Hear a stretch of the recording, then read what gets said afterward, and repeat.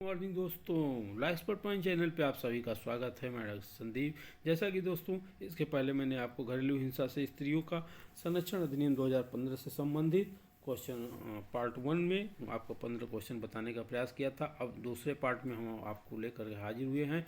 तो दोस्तों आइए समय बिना गवाए हुए हम आपको पार्ट 1-2 का कुछ क्वेश्चन 15 बताते हैं। तो इस अधिनियम की क्रमांक संख्या, तो कभी कभी दोस्तों क्या होता है कि एग्जामिनर आपसे पूछ सकता है कि इस अधिनियम का क्रमांक संख्या क्या है, क्योंकि जल्दी लोग इसको याद नहीं करते हैं। किंतु अगर ये एक बार अगर आपके नज़र से गुजर जाएगा तो मुझे उम्मीद है कि आपके ध्यान में रहेगा कि इसकी क्रम संख्या क्या है। तो इसमें अधिनियम की क्रम संख्या क्या है, तो ये है 2015 का क्रम संख्या 43, बी 2005 का क्रम संख्या 44, और सी 2005 का क्रम संख्या 45, डी 2005 का क्रम संख्या 46। तो दोस्तों इसमें आपको दिखाई दे रहा होगा ऑप्शन ए। ऑप्शन ए है आपका 2005 का क्रम संख्या 43। ठीक है दोस्तों, इस अधिनियम के अनुसार व्यथित व्यक्ति से अभिप्रेत है। क्वेश्चन नंबर 2 आपके सामने है स्क्रीन पे। दोस्तों जवाब दें तुरंत। उस स्त्री से व्यथित व्यक्ति से उस स्त्री से जो पारिवारिक रिश्तेदार में है, इस रिश्तेदार में रही है तथा घरेलू हिंसा के किसी कार्य के अधीन रही है या उसका अभिकथन है। तो इसमें आपको आंसर आ रहा होगा बी, सॉरी डी ऑप्शन है उपरोक्त सभी। तो मतलब इसको अगर आपको पढ़ना है डिटेल तो आप धारा 2A पढ़ सकते हैं। इसके बाद क्वेश्चन नंबर 3। क्वेश्चन नंबर 3 में दिया गया है कि अधिनियम के अनुसार प्रत्यर्थी से अभिप्रेत है कोई वयस्क पुरुष, गलत कथन इंगित कीजिए। कौन है वयस्क पुरुष, इसमें गलत इंगित कीजिए। तो जो दुखी व्यक्ति के साथ पारिवारिक संबंध में है, ए।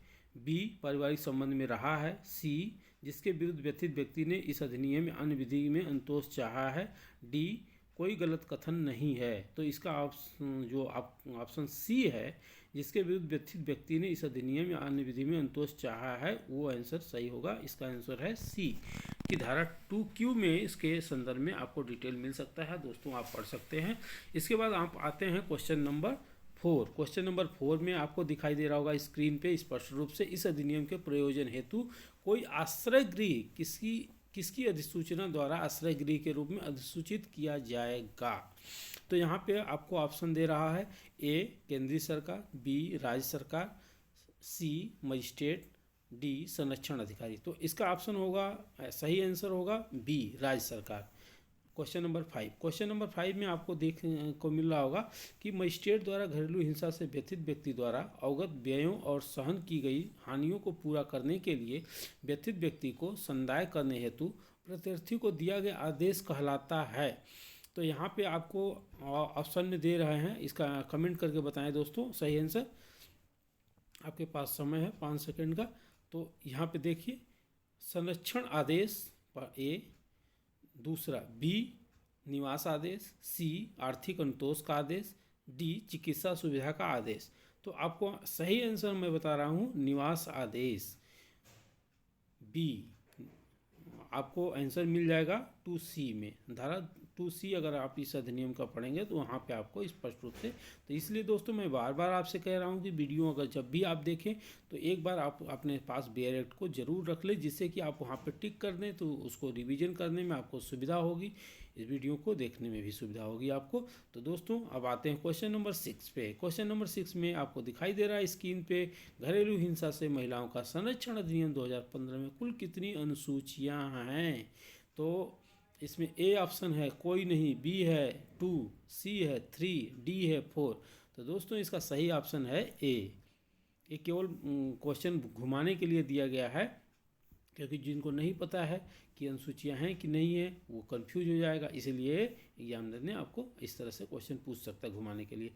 फिर क्वेश्चन नंबर 7 है, घरेलू हिंसा अधिनियम के अधीन सक्षम न्यायालय द्वारा किया गया कोई आदेश प्रवर्तनीय होगा मात्र उस जिले में जहां आदेश दिया गया है, ए। बी मात्र उस राज्य में जहां आदेश दिया गया है, सी जम्मू कश्मीर राज्य के अतिरिक्त समस्त भारत में, डी समस्त भारत में। उत्तर है दोस्तों समस्त भारत में अगर कोई भी आदेश दिया गया है तो अगर आप इसका सेक्शन 27 पढ़ते हैं, उसके जो सब सेक्शन 2 है उसमें आपको इसके संदर्भ में बताया गया है कि अगर कोई आदेश दिया गया तो समस्त भारत में लागू होगा। इसके बाद क्वेश्चन नंबर आपके यहाँ 8, क्वेश्चन नंबर 8 को आपको दिखाई देगा स्क्रीन पे। इस अधिनियम के संदर्भ में निम्नलिखित में से कौन सा कथन सही नहीं है? दोस्तों थोड़ा ध्यान से पढ़िए, क्या सही नहीं है, कथन सही नहीं है। तो यह अधिनियम आर्थिक शोषण को घरेलू हिंसा का एक प्रकार मानता है। ऑप्शन ए बी है, इस अधिनियम यौन शोषण को घरेलू हिंसा का एक प्रकार मानता है, ठीक, यौन शोषण को। फिर सी है, यह अधिनियम महिलाओं के शारीरिक तथा मौखिक शोषण दोनों को संरक्षण का प्रदान करता है। डी है, यह अधिनियम केवल वैवाहिक संबंधों का संरक्षण देता है, न कि लिव इन रिलेशन संबंधों को। तो दोस्तों ये गलत हो जाएगा, क्योंकि यह अधिनियम आपको आंसर जो होगा आपका डी होगा, क्योंकि यह अधिनियम लिव इन रिलेशनशिप में रह रही महिलाओं पर भी लागू होते हैं, इसलिए वे इन अंतोषों का लाभ उठा सकती हैं। अगर इसका आपको डिटेल से आंसर जानना है तो आपको इस केस को भी पूछा जा सकता है। इसलिए दोस्तों मैंने एक क्वेश्चन में 2 क्वेश्चनों को डाल दिया है, आप केस पढ़ लीजिएगा। @ डी बेलूसामी वर्सेस डी पचैम्मल 2010, और एक है @ चनमुनिया बनाम वीरेंद्र कुमार सिंह कुशवाहा 2010। तो दोस्तों इसके बाद आपका क्वेश्चन नंबर 9 है। क्वेश्चन नंबर 9 है, आपका गलत इंगित करना है, इसमें आपको ये क्वेश्चन का जवाब बताना है। दोस्तों इस अधिनियम के अंतर्गत एक व्यथित व्यक्ति द्वारा एक से अधिक अनुतोष प्राप्त किए जा सकते हैं। सही आंसर बताइए दोस्तों। व्यथित व्यक्ति को विधिक या सेवा प्राधिकरण द्वारा निःशुल्क सलाह का अधिकार प्राप्त होगा। सी, इस अधिनियम में अनुतोष की मांग करने पर व्यथित भारतीय दंड संहिता की धारा 498 के अंतर्गत शिकायत फाइल करने से वंचित हो जाएगा। एक गलत है ये दोस्तों, ये वंचित हो जाएगा नहीं, वंचित नहीं होगा, ये आंसर सही होगा, किंतु इन्होंने गलत किया है तो हमको गलत आंसर बताना था, तो ये हो जाएगा आपका सी आंसर। ठीक दोस्तों, आप धारा 5 को पढ़ सकते हैं इस अधिनियम की। अब आते हैं क्वेश्चन नंबर 10। क्वेश्चन नंबर 10 में देखते हैं दोस्तों, धारा 6 के अंतर्गत शरण गृहों में व्यथित व्यक्ति के शरण दिलाने के लिए अनुरोध किसके द्वारा किया जा सकेगा? राज्य सरकार द्वारा, ए, बी व्यथित व्यक्ति द्वारा, सी संरक्षण अधिकारी द्वारा, डी मजिस्ट्रेट द्वारा। ई, बी और सी दोनों सही है। दोस्तों बताइए इसमें कौन सा आंसर सही है? तो दोस्तों आप इसमें व्यथित व्यक्ति द्वारा और संरक्षण अधिकारी द्वारा, बी और सी दोनों ऑप्शन सही है। इसमें 5 ऑप्शन जोड़ दिए गए हैं ई के रूप में। ठीक है दोस्तों, तो अब इसके बाद हम आते हैं क्वेश्चन नंबर 11, आपके स्क्रीन पे है। आप दोस्तों बताइए इसका आंसर, आप तुरंत बताएं। इसमें चिकित्सा सुविधाओं के कर्तव्य वर्णित किए गए हैं। दोस्तों सेक्शन पूछा जा सकता है आपसे, तो आपको इसमें देखना है कि ए है धारा 7, बी है धारा 8, धारा सी है धारा 9, इसके बाद है डी धारा 10। तो इसमें आपको ऑप्शन देखना है कि ये कौन सा आंसर होगा। चिकित्सा सुविधाओं के कर्तव्य वर्णित किए गए हैं, तो ये होगा आपका धारा 7 जो है ऑप्शन ए। फिर है क्वेश्चन नंबर आपका 12। क्वेश्चन नंबर 12 में आपको दिखाई दे रहा होगा स्क्रीन पे, संरक्षण अधिकारी की नियुक्ति की जाएगी। ये सिंपल सा क्वेश्चन है दोस्तों, ये अगर पूछा जा सकता है तो केंद्रीय सरकार द्वारा, ए, बी राज्य सरकार द्वारा, सी स्थानीय जिला न्यायालय द्वारा, डी इनमें से किसी के द्वारा नहीं। तो इसका आंसर दोस्तों होगा राज्य सरकार द्वारा, ऑप्शन है बी।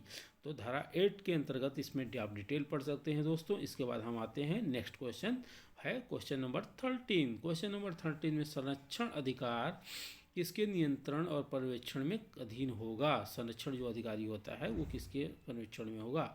तो इसका ऑप्शन ए है राज्य सरकार के, बी है केंद्रीय सरकार के, सी है मजिस्ट्रेट के, विधिक सेवा प्राधिकरण के, डी। तो इसमें सही आंसर होगा मजिस्ट्रेट के अधीन होगा। और धारा इसका आपका 9 का सब सेक्शन 2 बताता है कि जो संरक्षण अधिकारी है वो आपका मजिस्ट्रेट के अधीन होगा। फिर एक क्वेश्चन नंबर आपका है 14। क्वेश्चन नंबर 14 दोस्तों आपके स्क्रीन पे है। जैसा कि मैंने दोस्तों बताया था आपको कि 10 से 15 मिनट तक वीडियो चल सकता है, तो आप क्वेश्चन नंबर हम 14 पे आ गए हैं। या भी 10 मिनट हुए हैं तो दोस्तों स्किप न करें, वीडियो को पूरा देखें और अपने क्वेश्चन को पूरा पढ़ें ध्यान से। कथित व्यक्ति की मेडिकल जांच करवाने के पश्चात मेडिकल रिपोर्ट की प्रति किस पदाधिकारी को प्रेषित की जाएगी? ऑप्शन ए है संरक्षण अधिकारी को, बी है मजिस्ट्रेट को, सी है स्थानीय पुलिस स्टेशन को, डी है सेवा प्रदाता को, और एक 5वां ऑप्शन हमने जोड़ दिया है जानबूझ करके कि आप थोड़ा सा इसमें एफ 5वां 6ठा, तो ई है आपका, बी और डी दोनों उचित विकल्प हैं, एफ है, ए और सी दोनों उचित विकल्प हैं। तो इसमें सही ऑप्शन होगा दोस्तों आपको ए और सी उचित विकल्प होगा। ए सी आपको देखने को मिला संरक्षण अधिकारी को, स्थानीय पुलिस स्टेशन को। ठीक है दोस्तों, धारा आप इसमें 10 पढ़ सकते हैं डिटेल के लिए। फिर आता है क्वेश्चन नंबर हमारा लास्ट 15 है, घरेलू हिंसा के निवारण हेतु किसी सेवा प्रदाता द्वारा व्यथित व्यक्ति के संबंध में की सद्भावना पूर्वक कोई बात के लिए न्यायालय में अभियोचित किया जा सकेगा, ये सही कथन की जांच कीजिए। दोस्तों इसका आंसर आपको बताना है कमेंट के माध्यम से, मुझे उम्मीद है कि आप जरूर बताएंगे। तो इस प्रयोजन हेतु सद्भावपूर्ण आशय महत्वपूर्ण नहीं है बल्कि कार्य महत्वपूर्ण है। बी है अभियोचित किया जा सकेगा, सी है सद्भावनापूर्ण कृत हेतु अभियोजन पोषणी नहीं है, डी है इनमें से कोई नहीं। तो इसका सही ऑप्शन है दोस्तों सी, सेक्शन 10 में इसके बारे में डिटेल दिया गया है, दोस्तों पढ़ लीजिए। ठीक है दोस्तों, इस तरह से आपका पूरा वीडियो, आपका जो ये आपका पार्ट 2 था ये समाप्त हो गया। इसके बाद दोस्तों हम आपको पार्ट 3 में बताएंगे। इसके पहले दोस्तों हम आते हैं, आपको वीडियो देखने के लिए आपका बहुत बहुत धन्यवाद। जय हिंद, जय भारत।